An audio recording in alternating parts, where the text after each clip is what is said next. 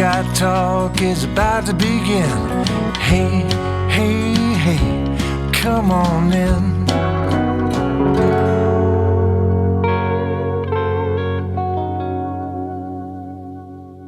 Welcome back to Buckeye Talk. I'm Stephen Means. That's Stefan Krajisnik, and that is Andrew Gillis. This is your Wednesday pod. Ohio State's coaching staff is, I don't want to say official because the NFL coaching carousel is still open, and so anything can happen, right? But assuming nothing crazy happens, Ohio State's 2026 coaching staff gave Ryan Day a chance to maybe think a little bit outside of the box. They made 3 new hires, 2 on offense, and then 1 on the special teams unit. Here's a look at the entire staff.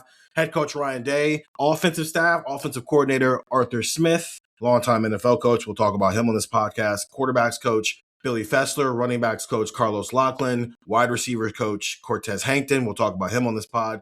Tight ends coach Keenan Bailey, and offensive line coach Tyler Bowen. While on the defensive side, Matt Patricia as a defensive coordinator, Larry Johnson at defensive line, James Laurinaitis with the linebackers, Tim Walton with the cornerbacks, Matt Guerrieri with the safeties. And then you added Robby Discher as your new special teams coordinator. And then the other 2, obviously, important positions of note are Mark Pantoni as the general manager and Mick Marotti as the strength and conditioning coach. We have not actually talked about the coaches on the podcast at all because the reason why is I didn't just want to be reacting every single time something happened because that's kind of not what this pod is. We did videos on those things when Arthur Smith got hired. I don't think we did videos on Discher or Cortez Hankton, but that's because there were other things happening. Or it was a weekend and it happened at like 9:30 at night. So this is where we were going to do that now that the staff is complete. Before we get into the individuals, Stefan, though, if you noticed, I didn't say 10 names when it comes to the assistant coaching staff. This is the first that we've seen of this. I think it was back in 2024 when the NCAA lifted the ban on, not ban, but just limit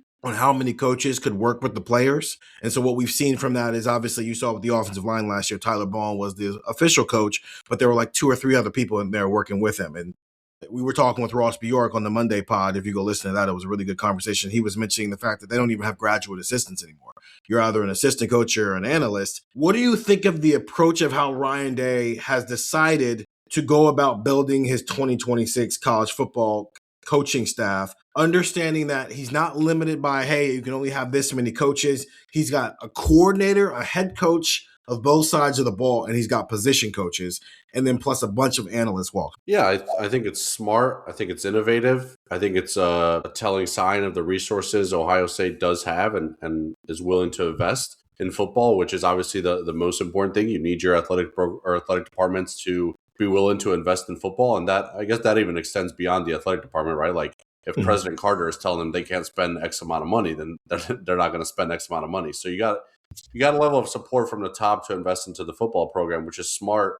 And I think it also helps kind of eliminate, maybe stereotype is the wrong word for this, but the stereotype that comes with coaching in college football and trying to get coaches to come to college football. And Arthur Smith or Matt Patricia 5 years ago, if we had talked about them leaving the NFL to come to college football, the immediate reaction would be like, why would you leave the NFL to come to college football? You have to recruit, you got to deal with this. Now there's NIL, now there's the portal. Like, why would you want to leave such a well-structured mammoth in the NFL to come work at the collegiate level? That no longer exists, right? Like your pitch to Arthur Smith as the offensive coordinator is like, come make a lot of money, right? Because we knew Chip Kelly left for a boatload of money in the NFL to be the highest paid coordinator.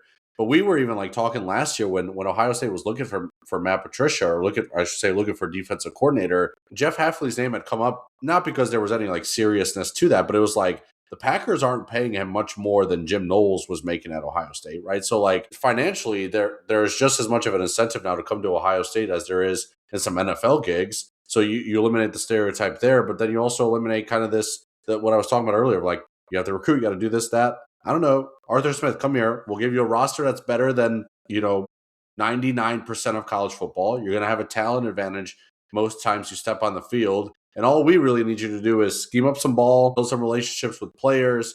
I'm not saying he has to just show up and it's pen and paper and then boom, the product is perfect, right? We've seen Matt Patricia excel beyond the X's and O's in terms of his time at Ohio State. But what you're being asked to do is so different than what college football coaches are typically being asked to do. It changes kind of the conversation we can have about NFL, leaving the NFL to come to college football. We can have a conversation about that. it was taboo in the past to even think that was, possibility. So props to Ryan Day. I think when we talk about it, like it doesn't sound like the most innovative thing in the world, but he's kind of the first to really take advantage of it. He's really the first to do it. Ohio State's, resources are a big reason for that. So it's a really smart move by Ryan Day. And the one pod we did, Stephen, of where we talked about the hire was you and I did talk about Arthur Smith on one of the Monday pods, and it's like, will Arthur Smith work out?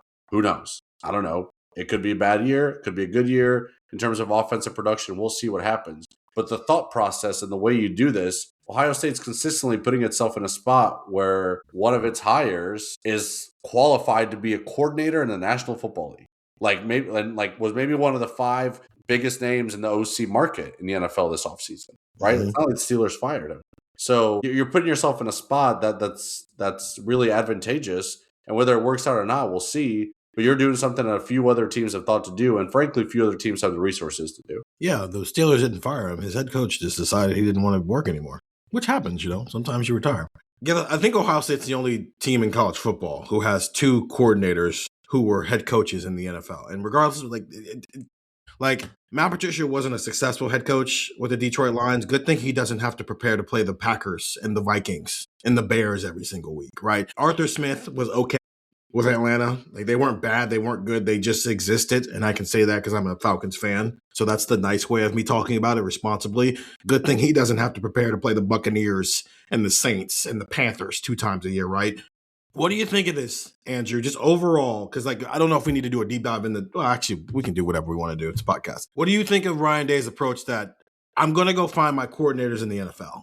And my position coaches are maybe a little bit more traditional college football coaches. But even then, Tim Walton has experience in the NFL. I think it's a little bit of a safe haven almost for these guys because, like Stefan was saying, you're going to have a talent advantage. They're not really relying on Arthur Smith, for example, to go out and be the greatest recruiter in the world.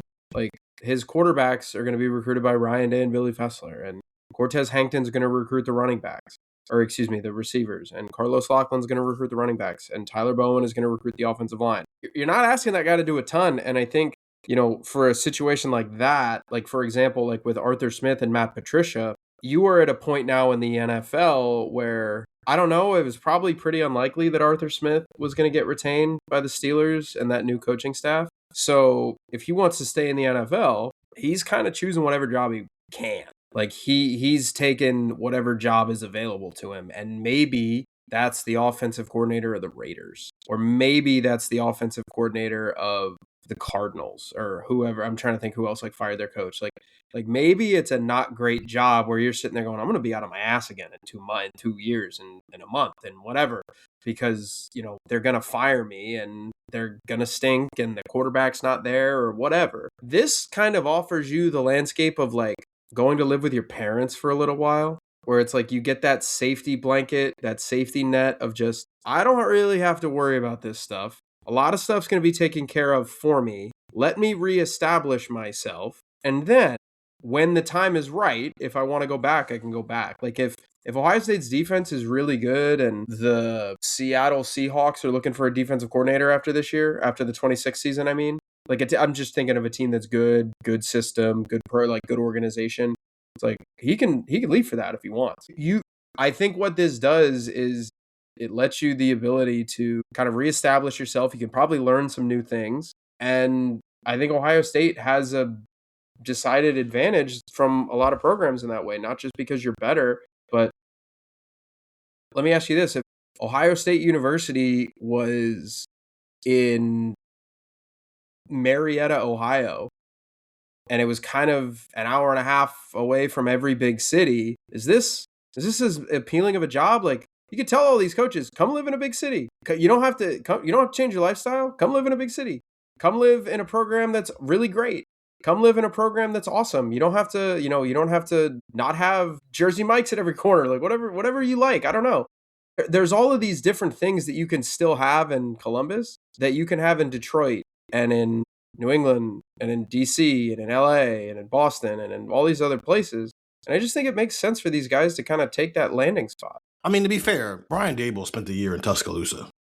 So I don't know. Spent a year in Tuscaloosa. Yeah, but That's what I'm saying. Yeah. I don't know if like Day is like expecting these guys to be around for 70 years, which is why I think there's been Stefan Ross talked about this. Like the investment in the assistants has been high, and making sure there's continuity there. So that way the guy in the coordinator seat can come in and out of there, right? This is going to be the third guy who's called plays for Ohio State since Ryan Day gave it up. Do we think this is because Nick Saban did this, right? This is how Nick Saban kind of operated, where he just had, it was kind of musical chairs with his assistant coaches after a while, but the thing that was consistent was him and the program and like what he had built. Do we think this is like a trend? Like, can we see this become a trend in college football of like, it's almost like, hey, the speed limit forever in a day has been 25 miles per hour. And then one day somebody notices, oh, they bumped it up to 30.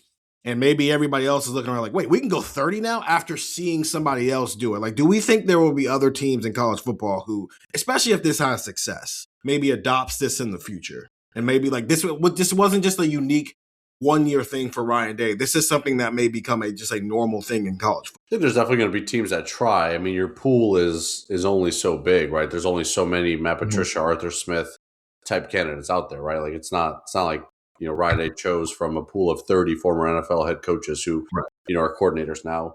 But there's definitely going to be some teams who try and maybe some teams that can succeed and get a guy. I think you're going to have an interesting balance now of teams who kind of try to go after the, you know, veteran proven coordinator, whether it's at the NFL level or at the collegiate level.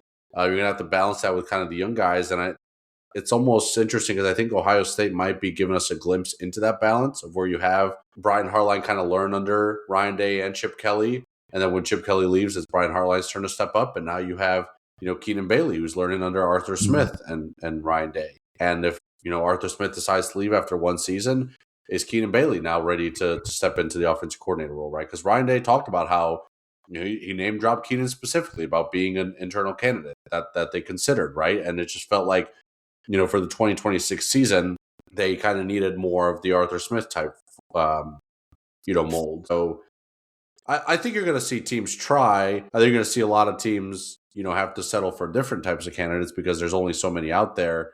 But learning how to find that balance, I think, is going to be important of knowing, you know, when is it right to bring in kind of this, you know, Arthur Smith type, or when is it better to kind of go get that young guy or promote that young guy who you think is ready to do it. So certainly decisions that are going to be made, but teams that are definitely going to try to do, you know, what Ohio State is doing. Gillis, I don't know when the next time we're going to talk to anybody in that building is. I don't know if anybody knows.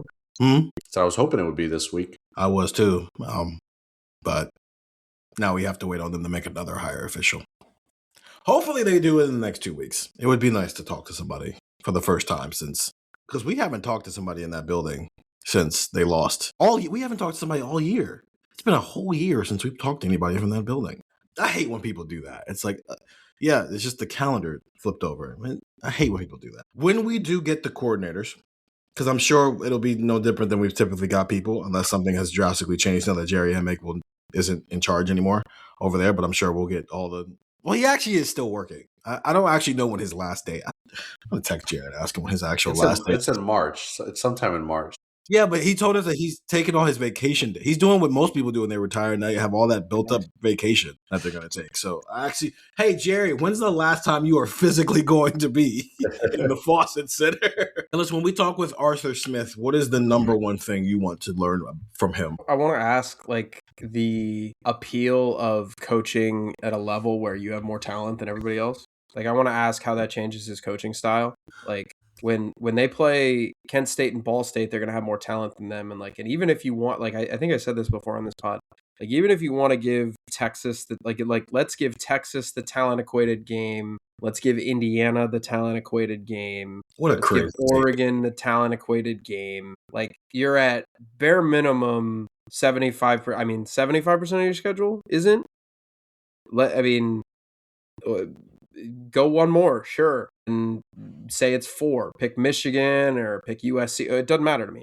Like, pick 4 games where you're like, hey, this team has as much talent as we do. I'm curious what that looks like, because coaching Julio Jones in the NFL is a cheat code. Coaching Julio Jones in college is unholy, and I'm curious how that changes his coaching philosophy, what he looks at for a successful team. Like, it's just a different state of mind that you have to take to coaching and game planning. Stefan, what is the number one thing you want to learn? First time we talk with Arthur Smith. Yeah, I was interesting, Gillis, you talking about the talent advantage there. I went through his Steelers schedule to try to see how many times Arthur Smith took the field last year with the better quarterback. And I think it might be 7, and that's because both times he played the Bengals, it was Flacco, and both times he played the Browns, it was the Browns. And there were highs and lows for I think You mean the Flacco that scored like 30 plus on them in Cincinnati? Yeah. No, that is true. That is true. I guess maybe some of those games might have been Mason Rudolph because Rodgers was hurt at one point. But the point is, he's going to have a much better roster compared to his opponents than he did in the NFL. I don't know how much this is a thing out. You asked kind of Arthur Smith specifically. Maybe it's more of a Ryan Day question or kind of like a, hey, I wish I could sit down with both of you and talk about this at the same time. But it's like, I'm very curious about the meshing of Ryan Day's mind, right, as a kind of a passing game guru, with Arthur Smith's mind as someone who, has kind of cut his teeth on the run game, and kind of how those two things combine and work in unison. I wrote about this on our site on, what day is it? Tuesday morning. And there are elements to Arthur Smith's offense that when I say them, Ohio State fans are going to punch their, car radio or phone or whatever it is that you're listening on. I need you to remember that you do a podcast with an Atlanta Falcons fan, so tread lightly. Yes. I will take offense. Listen, I'm not going to bash the Falcons. Arthur Smith dealt with quarterbacks while he was with the Falcons. That's not his fault. The usage of tight ends and his run scheme enticed me a lot. And I think Bo Jackson might have a big year. I think he might benefit the most from a guy like Arthur Smith coming into this. So since he was promoted to offensive coordinator of the Titans in 2019, we're looking at 7 seasons since then. In 6 of those, they've ranked in the top 10 in the NFL in terms of outside run rate, right? Like his guys run outside the tackles. And Bo Jackson was successful running outside the tackles last year. It was close to like 6 yards a carry. Like 62% of his runs were outside the tackles. I think there is a possibility for this running game to have some explosive plays, which it lacked last season, right? That's one thing that we talked about, with the run game and trying to build some consistency is that they just kind of lack a bit of explosiveness. And it's ironic because one of Bo Jackson's biggest runs of the year came literally running like right behind the center. But there is an element to, this is a coordinator who likes to run outside. This is a running back who can break some big plays running outside. So that's exciting to me. And it wasn't just with Derrick Henry that he had success with the Titans, right? Like Cordell Patterson ran for like more than 1,000 yards with Arthur Smith as his coordinator. Tyler Algier ran for more than 1,000 yards. Obviously Bijan is Bijan, but it's like Najee Harris had a really good season with Arthur Smith. Jalen Warren this year had a good season. And the exception, and I said 6 of those 7 years they had a top 10 outside run rate in the NFL. The one exception was 2024 Steelers with Najee Harris, who's kind of a between the tackles guy. Even he had his career low. It's not been a long career, but a career low in percentage of runs inside. So even Najee, he was like, hey, you're going to run outside more than you typically run outside.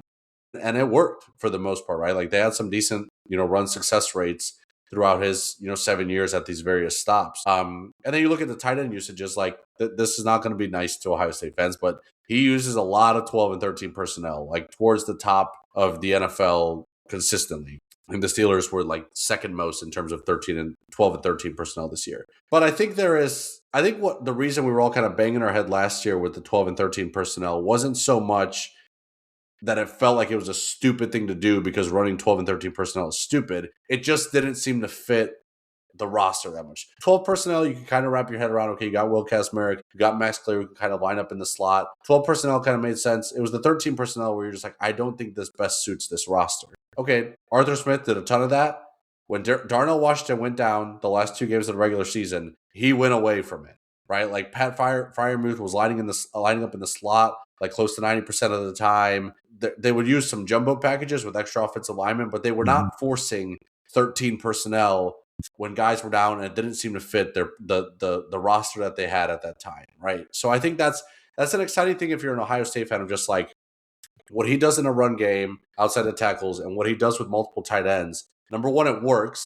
But number two, he's not going to do it just to do it, right? He's doing it if he feels like it's the right thing to do and it kind of fits the roster that he has. And if you look at some of those Steelers and those Titans and those Falcons rosters, it made a decent amount of sense to do what they were doing. So that's a roundabout way or a long-winded way of saying, like, these are two very different offensive minds that are going to be kind of coming together. Yeah. And I think it's exciting because what Arthur Smith did or has done at the NFL was successful, relatively speaking. What Ryan Day does in terms of the passing game is successful, relatively speaking. You put those two things together, as long as they understand what is the best thing for this roster, whatever that is, whatever that looks like, it's probably going to work. So mine is a little bit of both of yours, but also like an independent thought here. So I'll touch on the parts of it that include both of yours. Yours, Gillis, the idea of getting the chance to be in a situation where you have more talent than anybody else. The NFL by nature is built. The schedule is built for you to go 500, right? So it's built to where there's so much parity in the league that you can,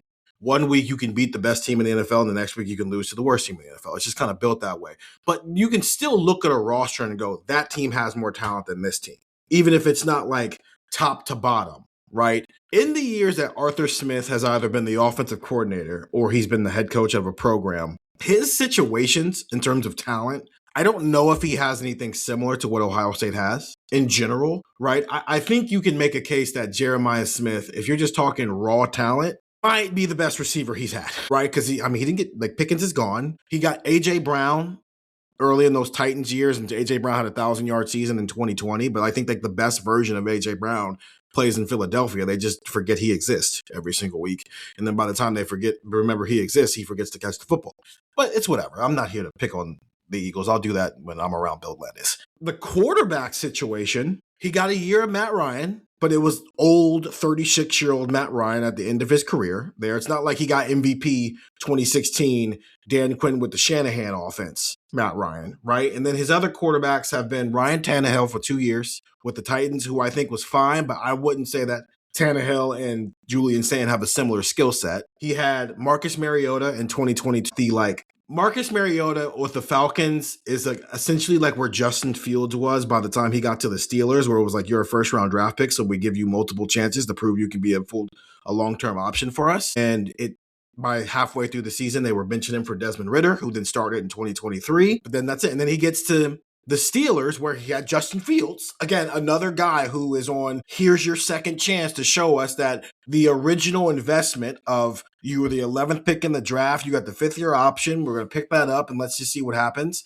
And then he had Aaron Rodgers, from a talent standpoint, is one of the best quarterbacks in the history of football, but he's old, right? So don't forget, Justin Fields only started because Russell Wilson was hurt. And Justin Fields only started because Russell Wilson was hurt. But even then, those are not two quarterbacks I would say have the type of skill set Julian Sand has. I would say the two quarterbacks who, and this is not me saying that Julian Sand is as good as these two quarterbacks. And I said that yesterday, Gillis, where I was like, listen, just because you're comparing people doesn't mean you're not saying they're as good. You're saying their skill sets are similar in terms of the way they approach the football game.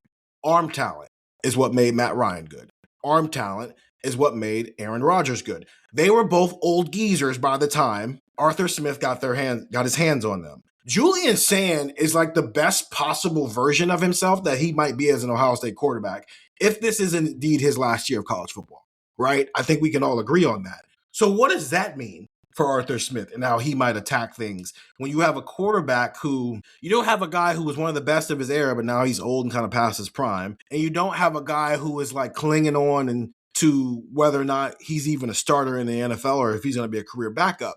You have a guy who is an established starter, one of the best players at his level of football. What does that mean for your creative mind and how you might approach things?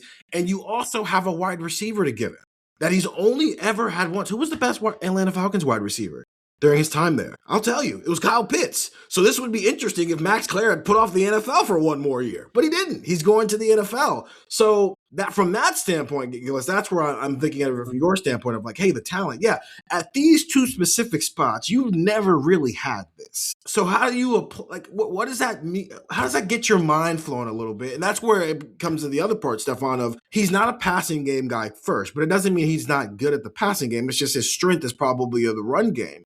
So he has somebody whose mind to bounce off of a little bit because he was the head coach at the Falcons.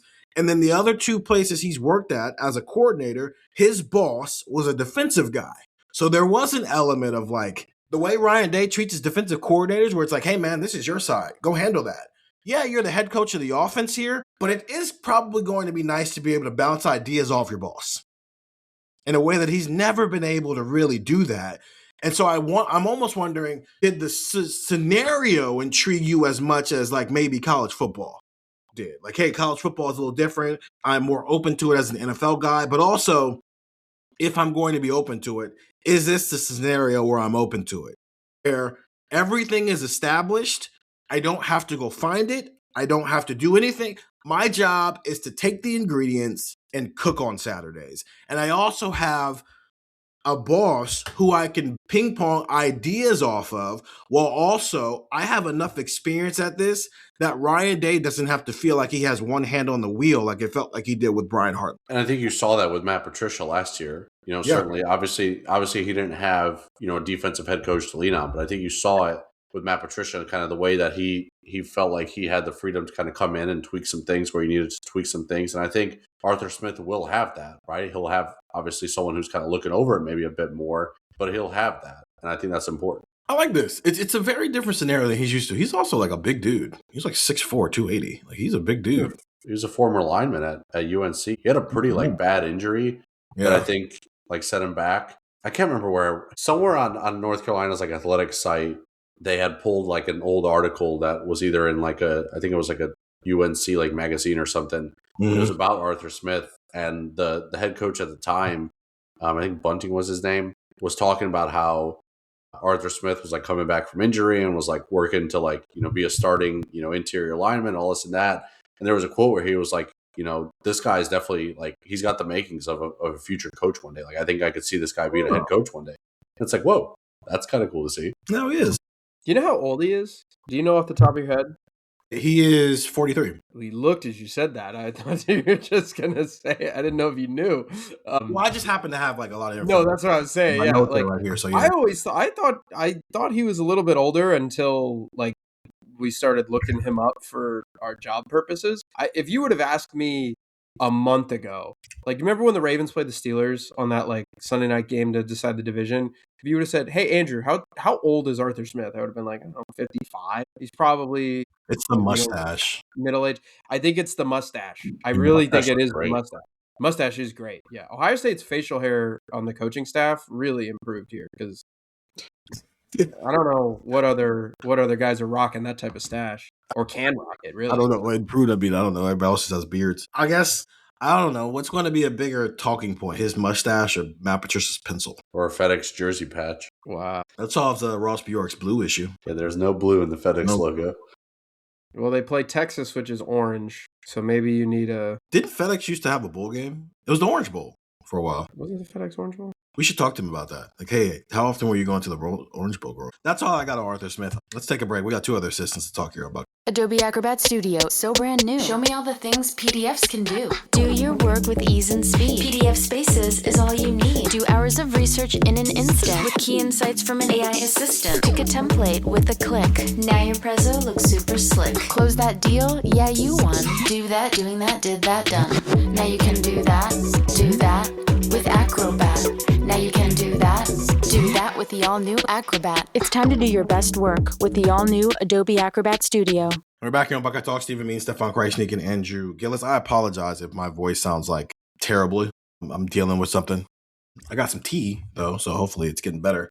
We're talking Ohio State's 2026 coaching staff, specifically the three newest members of that coaching staff: Robby Discher as a special teams coordinator, Cortez Hankton as a wide receivers coach and offensive coordinator, Arthur Smith. Gillis, where you want to go next? You want to go special teams or you want to go wide receivers? Let's end with special teams. I don't think special teams is going to be a 30-minute conversation. Hankton might. For you. I mean, the special teams conversation to me is very simple. It's not okay.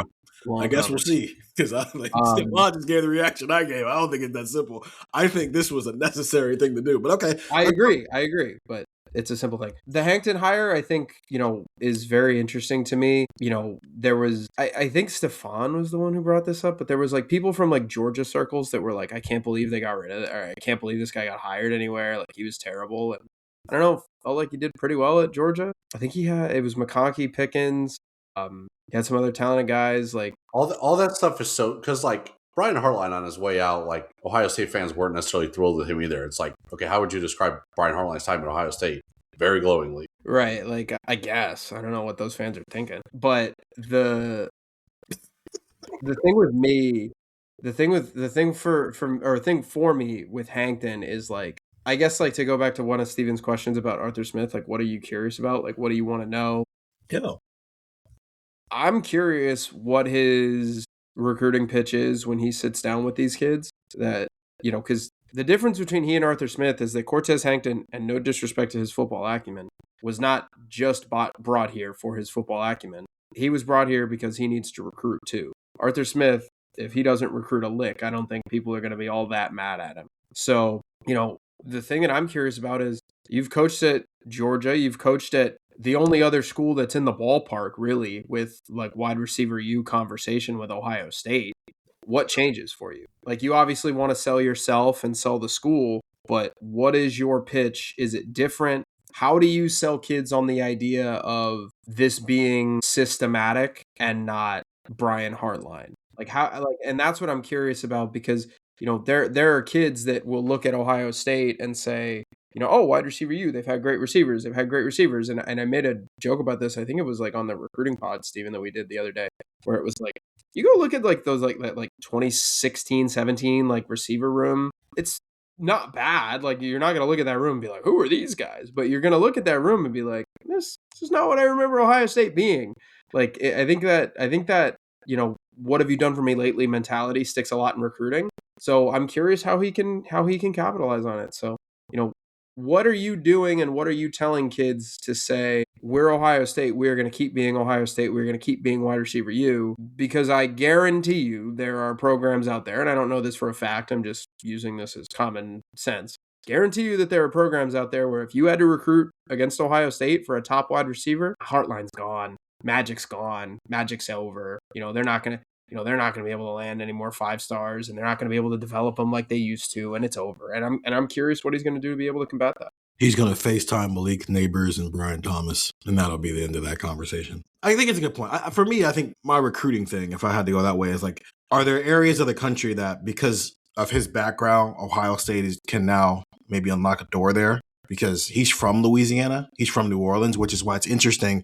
Like, LSU, it's not home from him in terms of like football school. He went to Texas Southern, and he did spend some time in the NFL for a little bit, which, I mean, again, that's like Brian Hartline. Brian Hartline was just very good in the NFL, but he's from Louisiana. So like, I would assume from a coaching standpoint, LSU is a dream job for him. And I mean, he had things like working there, right? Like, I was joking when I said it, but I'm actually kind of serious. Like, Malik Neighbors is one of the best wide receivers in the NFL right now. He just got hurt, and he plays for the Giants. So I actually don't know which is worse, the being hurt part or the playing for the Giants part. But in Brian Thomas, I mean, he had a really good rookie year, and then I don't know what the heck happened with him this year. But that's not on Cortez Hankton. What they do in the NFL is not. Cortez Hankton's job is to get them to the NFL, and he got them to the NFL as first-round draft picks, and they both had really good rookie years. And neither one of them, for different reasons, were able to capitalize on it any further than that. But he's got those two in his bank. He's been a part of really good passing offenses in the past.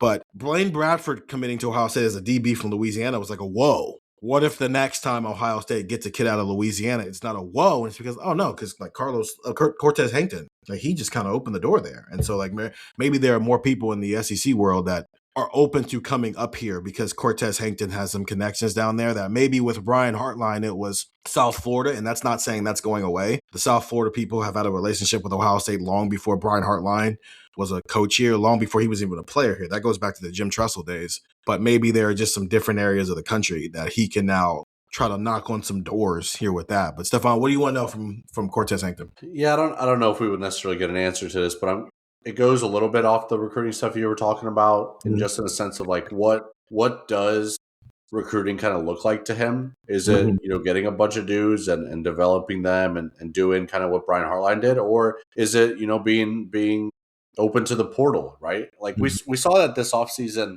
And I'm not saying every guy Ohio State lost in the receivers room was simply the result of Ohio State having a coaching change at that position. But I think you can usually with a coach, you know, scrap year one to losing a bunch of guys in the portal is because there's a coaching change, right? Like there's in this sport now, if you have a coaching change, there's going to be a lot of attrition in the transfer portal.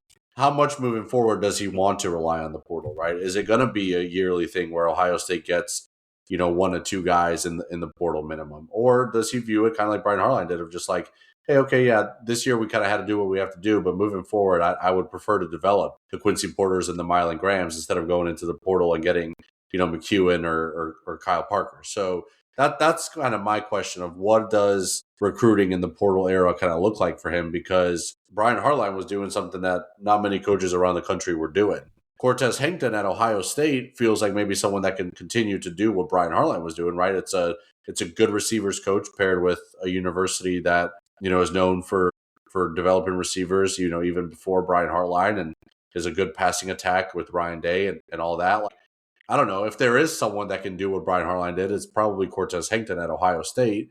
But is that something he wants to do, or does he want to, rely on I feel like saying rely on the portal comes with like bad connotations, but it's like, I don't know, if there's good dudes available in the portal every year, then why wouldn't a team go after, like Nick Marsh was just in the transfer portal.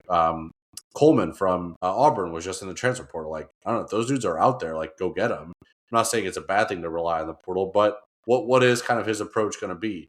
I don't know if you get an answer right, because if he comes up on a microphone, he's like, yeah, I want like 3 portal guys every year, then like, I don't know, if you're Philip Bell and you're sitting there and listen to that, being like, all right, so I'm gone next year, right? So it's like, it's not something that he would say, but like, it's kind of a question I have that's probably just going to be answered over time. I think there's a way to ask that, because that was the thing, is if you go look up Brian Hartline's classes, he was going to bring in 3 or 4 guys every year because he knew there was going to be attrition, not from the portal, but then also guys going to the NFL. And so he wanted to restock his room. He never took a portal guy. He made it a point that was his message. I'm never going to take a portal guy.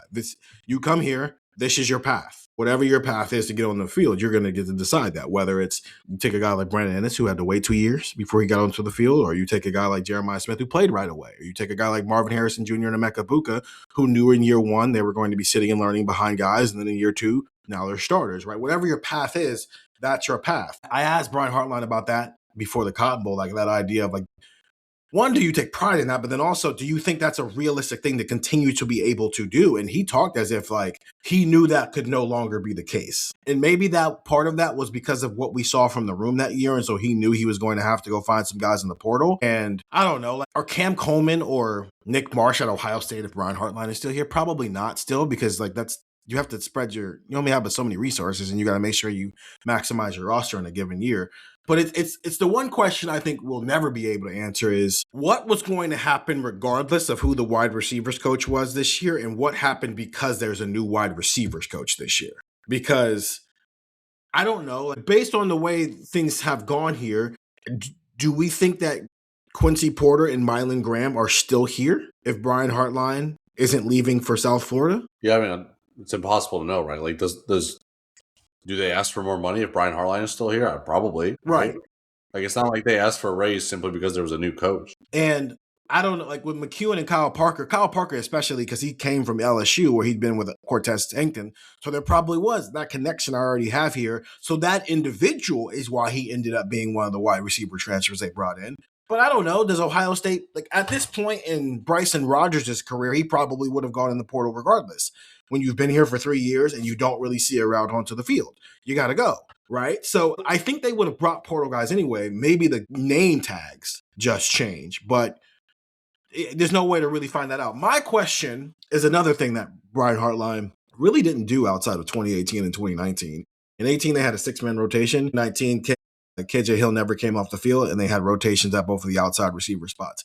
We have not seen a rotation at wide receiver since then, which is crazy to say because every room he has had since the 2018 and 2019 rooms are significantly better than what those rooms were. And you can take it any year, right? You can look back on 2021, and I know that picture is always on the internet of CJ Stroud talking to Garrett Wilson, Chris Olave, and Jackson Smith, the Jigba. And then there's Julian Fleming and Marvin Harrison Jr. in the picture. And then maybe off to the side, not in the picture, is Emeka Buka. I don't know. You think they could have rotated all 6 of those dudes? Jamison Williams left. You don't think they could have rotated? In 2022, maybe not so much in 2022. They probably couldn't have rotated. But in 2023, when you got Cardell Tate, you don't think they could have rotated him in on outside? You don't think that, I don't know, like if we're just going off the recruiting rankings, because that's the reason why people held on to this is the best room longer than they maybe should have in 2025. On paper, could you have made a case that, like, yes, Jeremiah and Carnell and Brandon Ennis are your starters, but, like, I don't know, if you gave Mylan Graham, Bryson Rogers, and Quincy Porter 10 snaps a game rotating in, would that be so crazy? Just based off of the recruiting pedigree? So I think my question with him, and maybe this is another question we're not going to have an answer right now. He'll probably give the answer of, like, if you're good enough to play, you'll play. The typical talking points. But Jeremiah Smith, Brandon is Chris Henry Jr., Devin McEwen, Kyle Parker, Phillip Bell, Chris Henry Jr., Jaquaid and Guilford. Is there a world where all those guys are playing and it keeps everybody fresh? Yes, in the games that matter, Jeremiah Smith playing 60-plus snaps. But does Jeremiah Smith need to play 60-plus snaps against Maryland? Or can you play him 40? And rotate somebody else in there. So it's like, if you're going to continue to have a wide receiver room that's this talented, you have to start playing guys or they will leave. So that's my thing, is like, where's his philosophy on rotating wide receivers? I think too is like you mentioned there, like if they're good enough to play, they'll play. Like that's something we hear pretty often. I don't know. Is there an element to like rotate, simply to rotate, like force yourself to rotate a little bit so you find out how good some of these guys are when you put them in game action? I'm not saying, when Michigan comes to town, you rotate just to rotate, but I don't know, like didn't it feel like there were some games where, like especially when JJ and Carnell were hurt, where it was like, David Adolph was on the field a lot. It's like, did it not feel like there were moments in that games where it's like, hey, sure, maybe Mylan hasn't earned a starting spot, but like at some point throw him out there, give him some more reps and kind of see what you got. You're going to win this game, right? Everyone knows you're going to win this game. So do you force yourself to rotate a little bit in moments where, you feel like that there's opportunities to do so?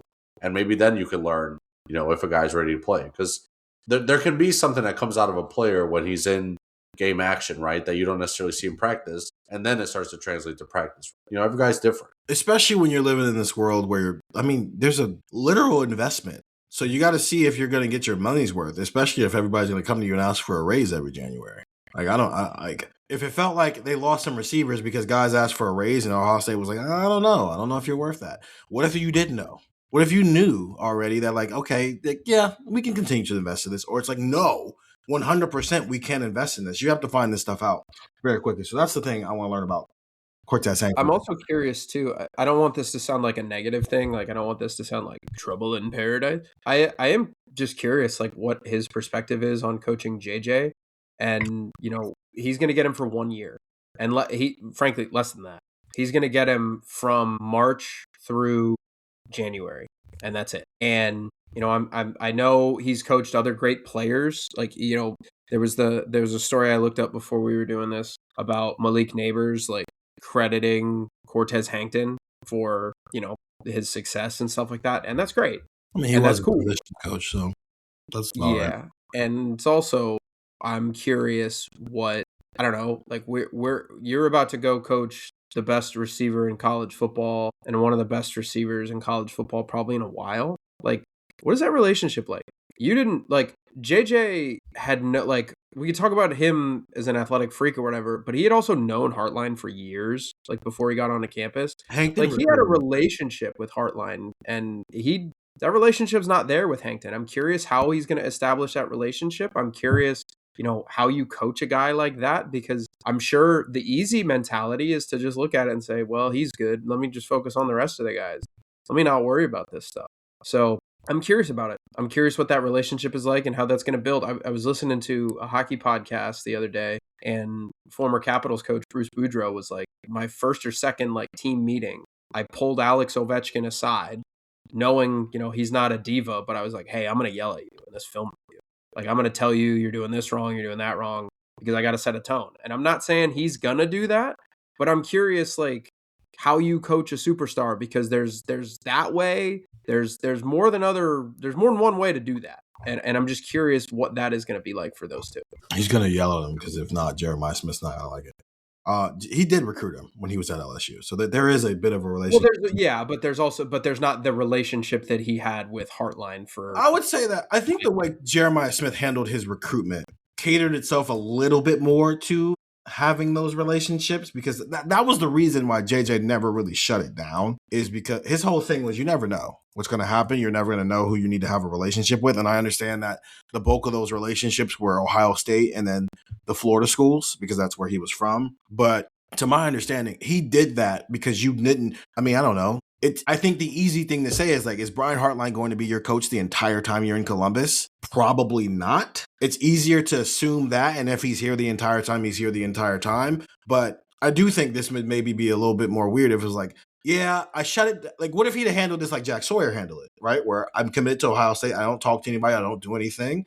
And then all of a sudden, Larry Johnson left. And it's like, well, I don't know this guy. I've never met this guy. Now, I know it's a little bit different because Jack is from here, but still, I think JJ handled his recruitment in a way that I don't think this is a relationship that's starting from scratch, at least. But it is still intriguing that, like, JJ and Brandon Ennis specifically, this is like the only voice they've known.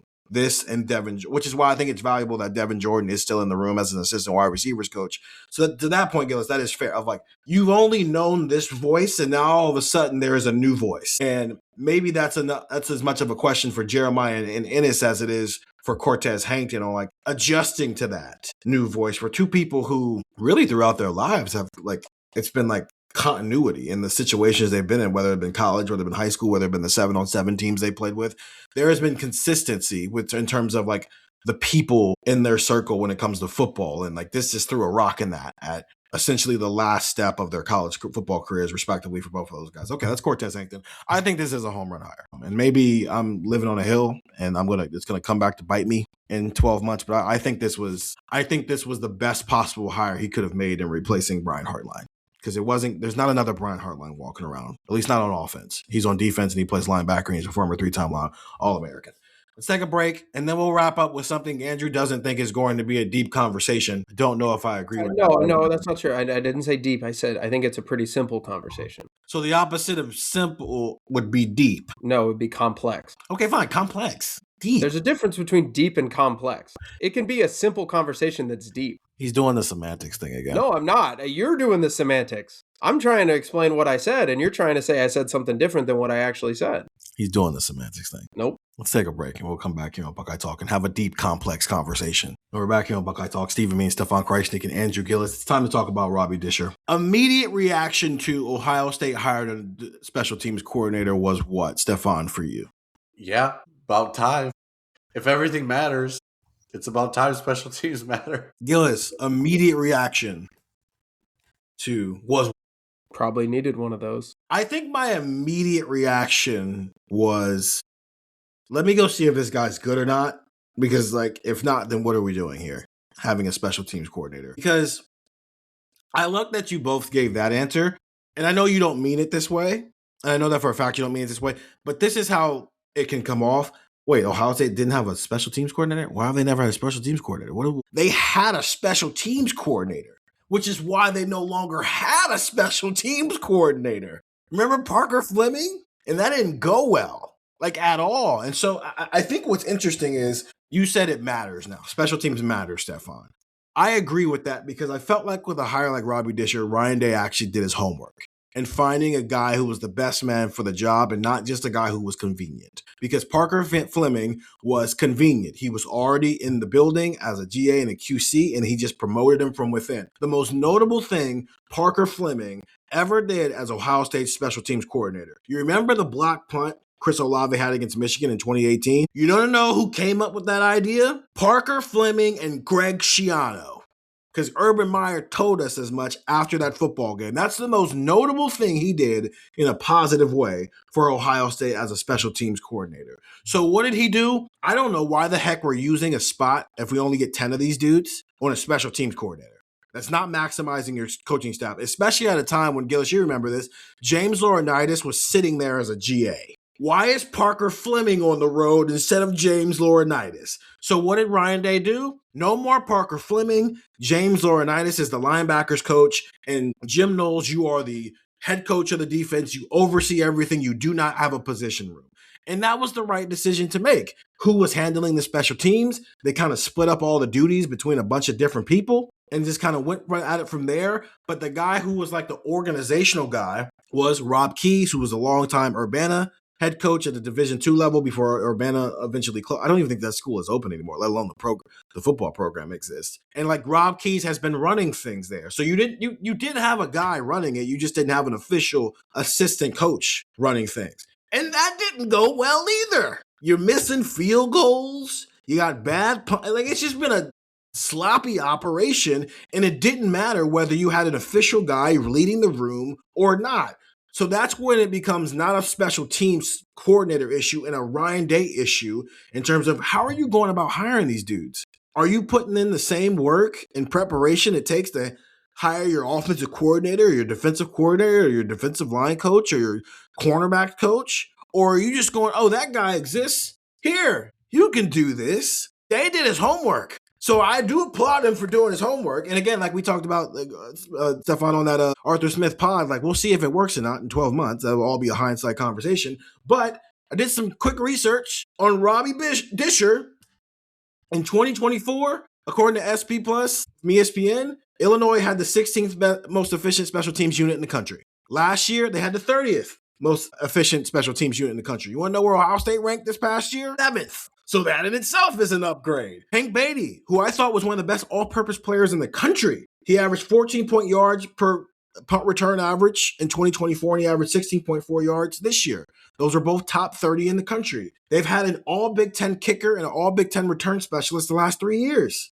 And they're one of the best teams in special teams according to PFF every single year. He went and got the best dude for the job. So that's my big takeaway, is like a unit that's been this incompetent, no matter how you go about spreading around the responsibilities, might just be competent, might even be a weapon for you in 2026, simply because the guy who has to choose who's in charge actually put some effort into finding a guy to put in charge. Yeah, I think kind of duct taping together how you do special teams is a good way of trying to just avoid, disaster, right? Like, okay, just don't be something that hurts us. I think going out and making a move like this is something that, tells you Ohio State is trying to make special teams a weapon.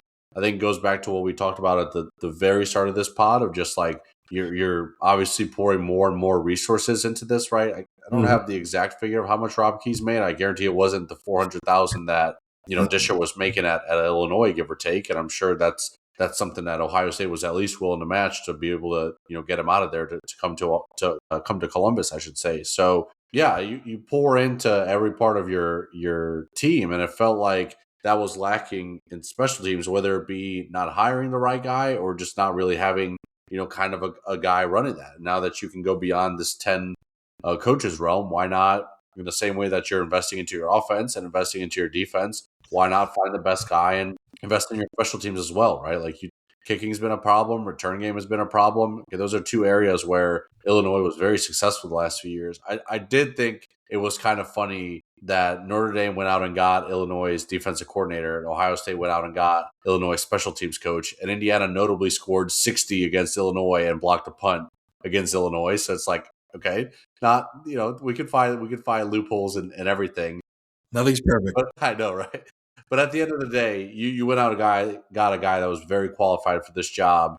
Statistically and analytically had a lot of success at Illinois. Like, this is what a special teams coordinator at Ohio State should look like, right? Like Ryan Day talks about how every coach should make his position group, position you at Ohio State, right? Laurinaitis should be working toward making Ohio State linebacker you, and Cortez Hankton should be making it wide receiver you, and Tyler Bowen should be making it O-line you. Okay, Rob Keyes was not doing that for you on special teams. Parker Fleming wasn't doing that for you on special teams. Why not have a guy who can make this special teams you, right? Like, and that sounds like funny to say because it's like Ohio State special teams has been so bad. It can't be special teams you. Okay, why not? Why can't it be? Why can't Ohio State go into the portal and get a guy from Baylor who hits 50-yard field goals, 3 out of every 4 attempts or whatever it was at Baylor, right? Like, why not have a guy who's a weapon in the return game and not just being asked to, fair catch it, or please don't fumble it, or please don't, have hidden yards, go the other team's way, right? Like these are things where you were left scratching your head of just how Ohio State can have such an important part of the game almost feel forgotten at times. And I know it wasn't behind the scenes. I know the assistant coaches and Ryan Day were pouring into special teams, right? It's not like they were ignoring it, but these are people who have a lot of other duties going on to try to balance. Having one guy who's going to make, $500,000 or whatever the final, details end up being in his contract, to kind of hone in on special teams, a guy who's, got a background in special teams, it seems like it makes sense. And like you said, Steven, you're doing something that makes sense, but you're also doing it to the best of your ability and going out and getting a guy who's done it and has a background in it. When he was at Georgia, they were the number one team in the SEC in yards per punt. When he was at Louisiana, Phil Steele has a special teams efficiency metric as well. They were second in the nation in special teams efficiency. And that same year in 2020, he was on the AFCA's 35 under 35 list for coaches in college football. I mean, he's very good at this. He's very, very good at this. And I also think they've got some interesting weapons that they can use. It doesn't have to just be, hey, Brandon Ennis back there. I think McEwen could be a guy they use back there. Kyle Parker can be a guy back there. But most importantly, Andrew Gillis, I think the happiest person in the building that Robby Discher is the special teams coordinator is going to be Legend Bay. Yeah, probably. Get that guy the ball and get him in space. That's a note to Arthur Smith and to Robby Discher. I mean, the reason why I said it's simple is better work. This better be the solution for improved special teams. Like there can't be, like 2023 was a special kind of, it was every disaster. week. Every week. Literally every week it was a false start, too many men on the field, you didn't have 11, it was awful. But like, I don't know, the thing that I want to find out is what is Ryan Day's kind of input here, and like what is his overall overseeing of special teams. Urban Meyer had a huge hand in special teams. I think he was the special teams coordinator at Notre Dame, and Ohio State special teams are always pretty good when he was here. Jim Tressel was the same way. Frank Beamer at Virginia Tech. Literally, like, people say Tressel ball, oh, you win defense special teams. I come from the part of the country where people said Beamer ball because it was Bud Foster's defense and Frank Beamer's special teams. And it was a big part of their idea and their big part of their mentality. Like, Marcus Freeman at Notre Dame, like Stefan was bringing him up, like, with the Notre Dame hire, it's like Marcus Freeman learned from Meyer and Tressel, and that's why his special teams are doing that thing. Remember that play they did against Georgia in the Sugar Bowl where they had the offense run out on 4th and 1 and they ran the punt team on and they ran the offense back on and blah, blah, blah. Like, that's doing a lot. That's doing a lot, but it worked. And that's the thing. And I remember, and the reason I bring that example up is because after the game, Marcus Freeman was like, well, you got to give credit to our special teams and blah, blah, blah. And Riley Leonard was sitting there at one of those like group podiums and was like, absolutely not. No. And he stopped the whole press conference. He was like, that was Marcus Freeman's idea. And it's like, Robby Discher can be great, but one, you've got to be allowed to kind of do your job. And two, Ryan Day's got to be, involved in those things too. I think all great, coaches that are, kind of in that realm are. So I don't know, this had just better work. Like you can't, if you're going to have a special teams coordinator on staff, you can't have gaffes, because you know what we're all going to be saying if you get through the first 2 weeks of the year against Ball State and Texas, and they had 3 penalties on special teams and they don't return the ball for anything. We're going to be like, why'd they hire this guy? Why'd they go get this guy if they keep committing penalties and dudes don't know where to go and dudes don't know where to line up? So I don't know. I think it's kind of cut and dry. It's kind of had better work. 2018, when he was at Toledo, Phil Steele named him the special teams coordinator of the year. I don't know why it took us 7 years to get here, but we're here. Here's what I think. Cortez Hankton's going to be a home run hire. I see the vision with Arthur Smith. This is the yeah, you should have been doing this. Who's their kick returner? Who's their punt returner? And those are not the same job. So it doesn't have to be the same person. I think they're going to stick with Ennis at punt returner. Okay. I probably tend to agree with that. And I think we see McEwen in the kick return game. I could see that. I was thinking, I don't like the idea of Legend Bay. Yeah, maybe. I just wonder if there's going to be some convincing that Discher has to do to Ryan Day to have a freshman back. I think the way Ryan Day talked about Legend Bay when he went on the radio show last week was all the convincing Robby Discher needed to do. And I don't even think Robby Discher that news was out yet. I think we live in a world where they got to play these dudes, especially if you think they're going to walk out the door in 12 months. You have to find out whether or not they can help you. So I would say, I think McEwen and Legend Bay will both be back there on kick return. Because most college football teams just put 2 guys back there. Now they don't do the way they line up. And Gillis, you're probably right. They'll probably keep Brandon Ennis back there at punt returner. But I don't know. Could Kyle Parker get some reps back there? Could Phillip Bell maybe get some reps back there? Just keep Jeremiah Smith from back there. I didn't like that. I don't like that at all. He's too big. Yeah, it's not like this idea of when it comes down to it, we're going to put our best player back there. Like, I don't think JJ's skill set fits punt returner. No, Like, it'd be one thing if JJ was like 6'1" and a burner. Like, here, if JJ had Jameer Brown's skill set and you didn't want Jameer Brown returning punts all the time, like, and JJ returning punts all the time, but then it's 20-20 in Austin, Texas on September 12th, and there's 4 minutes left in the game, and you're getting a punt. Okay, maybe send him out there. But I just don't think that would work. He's 6'4". It's like when 2020. I don't know if you were here yet, Gillis. No, you weren't because it was a spring. We went out there in the spring, and it's we see a lot of punt periods around here.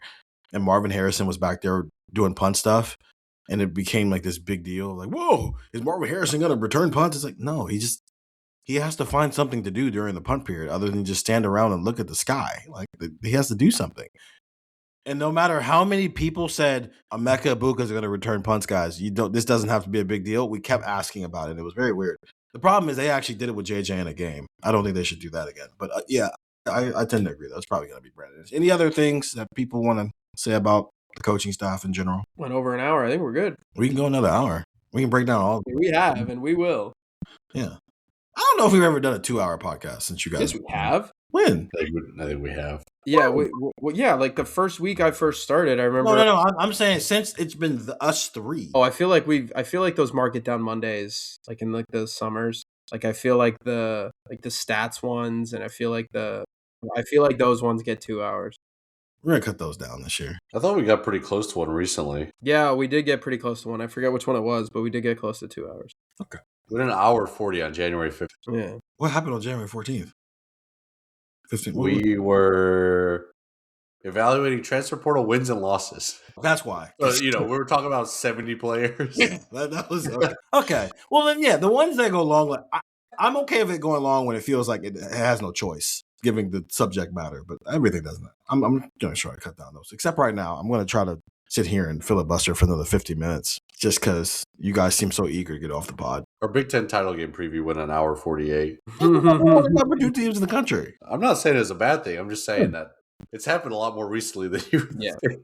Listen, once we do the pod, I put it out of sight, out of mind. I'm always looking forward. Nothing else? Nobody has anything else to say? You guys just want me to stop so we can move on with our life? We're at the point of the calendar where we all need to finish this so we can go blow our noses because that's fair. We're all battling a little bit. That's a very true statement. Hit the text 614-350-3315, 2-week free trial, $99. After that, Ohio State's 2026 coaching staff, assuming nothing happens with anybody else. I know the NFL coaching carousel is still actively going on, but assuming that this is how it stays put, Ryan Day as the head coach, Arthur Smith, Billy Fessler, Carlos Loughlin, Cortez Hankton, Keenan Bailey, and Tyler Bowen on offense, Matt Patricia, Larry Johnson, James Laurinaitis, Tim Walden, and Matt Guerreri on defense, and Robby Discher as the special teams coordinator for Stefan Krajisnik and Andrew Gillis. I'm Stephen Means. Talk to you guys later.